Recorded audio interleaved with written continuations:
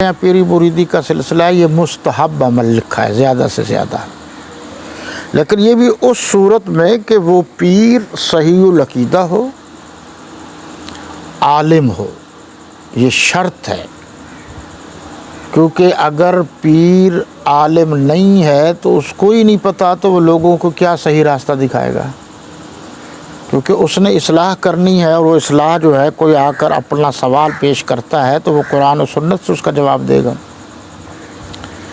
تو بہرحال یہ بھی ایک سلسلہ ہے۔ مولانا یہ ابوالکلام آزاد مرحوم و مغفور نے جو لفظ لکھا ہے وہ بہت قیمتی ہے۔ فرمایا راہ حق میں موت نہیں ہے۔ شہداء کی بات ہے کہ راہ حق میں موت نہیں ہے، سر تا سر زندگی ابدیت ہے، سر تا سر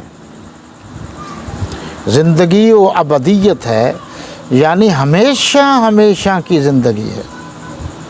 پس موت کے خوف سے اپنے دلوں کو پاک کر لو۔ یہ اس لیے ہے کہ جو جہاد سے گھبراتے ہیں۔ اب یہ جہاد یہ بھی ذہن میں رہے کہ جہاد کی جو اقسام ہے اس سے اعلیٰ درجے کا، سب سے اعلیٰ درجے کا جہاد یہ جہاد بالسیف ہے، میدان جنگ میں اسلام کی عظمت کے لیے کافروں سے لڑنا۔ ویسے جہاد کی اور بھی قسمیں ہیں کہ جو اللہ کے دین کے احیاء کے لیے کوشش کرتا ہے اس کو بھی جہاد کہتے ہیں۔ اور یہ بھی لکھا ہوا ہے کہ کوئی انسان جو ہے دوسروں کا حق جو مظلوم ہے اس تک دوسروں سے حق لے کر جو اس کا حق بنتا تھا مظلوم کو دے، اس کو بھی جہاد لکھا ہے۔ یہ بھی لکھا ہے افضل الجہاد کلمۃ الحق عند سلطان جائر۔ یہ لکھا ہوا ہے کہ سب سے افضل جہاد یہ ہے کہ جابر بادشاہ کے سامنے حق بات کہنا، یہ بھی جہاد ہے۔ بہرحال اس جہاد کو ختم کرنے کے لیے کہ یہ جہاد ہونا ہی نہیں چاہیے، اس بات کو ختم کرنے کے لیے فرنگی نے مرزے کو بھیجا تھا، جس کو غلام قادیانی کہتے ہیں۔ احمد کا لفظ میں تو اس کے ساتھ کہنا مناسب نہیں سمجھتا۔ اس کو جو ٹارگٹ دیا گیا تھا فرنگی کی طرف سے وہ یہی تھا کہ اب تم کہو کہ مسلمانوں جہاد ختم ہو گیا ہے، وہ وقت ختم ہو گیا ہے کہ جہاد کیا جاتا تھا، اب کوئی جہاد نہیں ہے، جہاد کا حکم میں، یعنی وہ بدبخت اپنے آپ کو جو نبی کہتا تھا میں، یعنی میں منسوخ کرتا ہوں۔ یہ چالاکیاں تھیں۔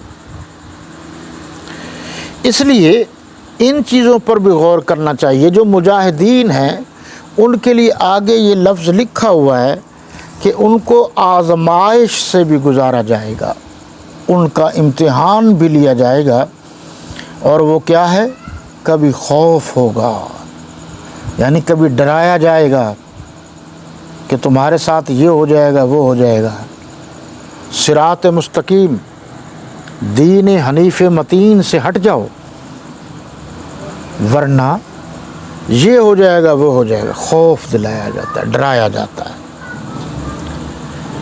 بھوک، کبھی بھوکا رکھا جاتا ہے تاکہ یہ جو بھوک ہے اس سے جو مسلمان جو ہیں یہ گھبرا جائیں۔ اور یہ آپ کے سامنے ہے کہ اس وقت بھی معاشی طور پر فرنگی کی چال یہی تھی کہ مسلمانوں کو بھوکا مار دو۔ اس پالیسی پر عمل کرتے ہوئے وہ اچانک چلا گیا، اور تاکہ پیچھے طالبان بھوک سے مر جائیں۔ تو مجاہدین کے لیے جہاں آزمائش کی اور گھڑیاں ہوتی ہیں ان میں ایک یہ بھی ہے کہ ان کو ڈرایا جاتا ہے، ہم یہ کر دیں گے، ہم وہ کر دیں گے۔ پھر معاشی طور پر تنگی کی جاتی ہے، یعنی ان کو کہا جاتا ہے کہ آپ بتاؤ، بھوکا رکھا جاتا ہے۔ مال، یعنی جو مال سپلائی ہوتا ہے کسی ملک کا مال ایک طرف جائے اور دوسری طرف سے آئے، مسلمانوں کے لیے وہ بھی بند کر دیا جاتا ہے۔ میووں کا نقصان، کیونکہ اس وقت بھی اور آج بھی بہت سارے علاقے ایسے ہیں جو میوے جو ہیں، پھل جو ہے، سیب ہے، باقی چیزیں آپ کو پتہ ہے، کندھاری انار فلاں فلاں فلاں، یہ چلتے ہیں، اس کا بھی ہوگا۔ اور فرمایا کبھی تمہیں ان چیزوں سے آزما کر پھر حکم دیا جائے گا کہ اب جہاد کرو۔ حدیث تو ہے الجہاد ماضٍ الی یوم القیامہ، جہاد قیامت تک جاری رہے گا۔ اب لطف کی بات یہ ہے کہ کمزوری مسلمانوں میں یہ آ گئی کہ یہ ہر وہ کام جو نہیں ہے اس کو کیا اور کہا ہم نے جہاد کر لیا۔ ایسے بھی اللہ کے نیک بندے ہیں، انہوں نے کہا جی ہم نے بڑا جہاد کیا ہے۔ جی کیسے؟ بس میں نماز پڑھنے گیا تھا تو اچھی 2-4 جوڑے مجھے جوتیوں کے نظر آئے، میں لے آیا، میں نے جہاد کیا۔ کسی کا بکرا چوری کرتے کہتے جہاد کیا۔ یہ ذہن ہی بدل گیا، جہاد کو انہوں نے غلط کاموں کی طرف لگا دیا۔ اور جو ہمارے ہاں اس وقت بھی ہیں، بہت سے لوگ ہیں، لیکن ان میں سے جو اعلانیہ ہیں وہ قادیانی ہیں۔ قادیانی اعلانیہ جہاد کے مخالف ہیں، یہ آپ کے علم میں ہونا چاہیے۔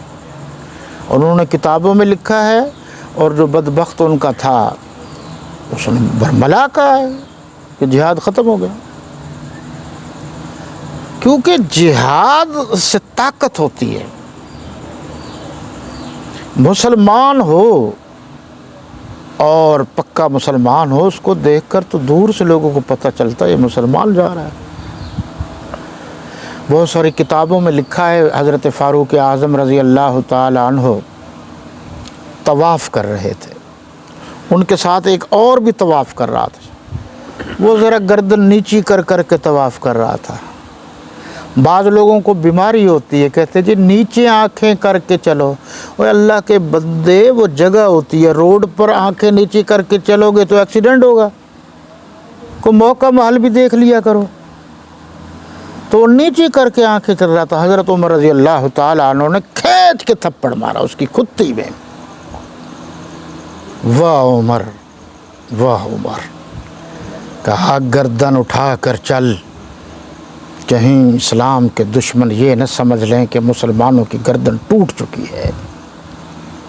تو پتہ چلا کہیں اللہ کے سامنے گردن جھکانے کا حکم ہے، کہیں اللہ کے دین کے احیاء کے لیے گردن کٹوانے کا حکم ہے، اور کہیں اللہ کی کبریائی کا اظہار کرنے کے لیے گردن اٹھانے کا حکم ہے۔ احکامات کی مختلف نوعیت ہے،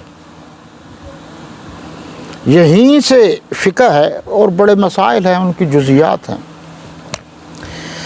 اب کیا کرتے ہیں وہ وَبَشِّرِ الصَّابِرِينَ، جو اس مرحلے سے گزر جائے اس کے لیے یہ ہے کہ تم ایسے لوگوں کو خوشخبری دے دو۔ کس کی وضاحت بھی قرآن نے کر دی۔ قرآن کے سمجھنے کے بھی بڑے اصول ہیں، ان میں سے ایک اصول یہ بھی ہے کہ اگلی آیت پچھلی آیت کی تفسیر کر دیتی ہے، تشریح کر دیتی ہے۔ یہ اسپیشل قرآن مقدس کا اعجاز ہے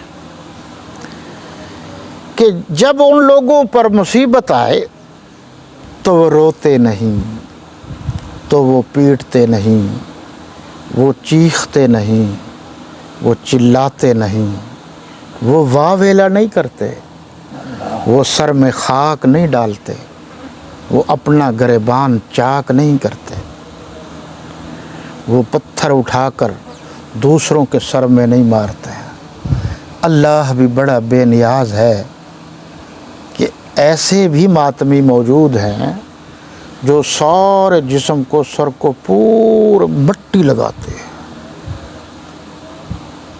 مٹی میں لتھڑے ہوئے ہوتے ہیں، پھر وہ ماتم کرتے ہیں۔ یہ ماڈرن ماتم کرنے والے بھی ہیں۔ اچھا، اس میں ہمارے بے وقوف اگر ہیں تو نہیں تو انہوں نے ایک ٹیم تیار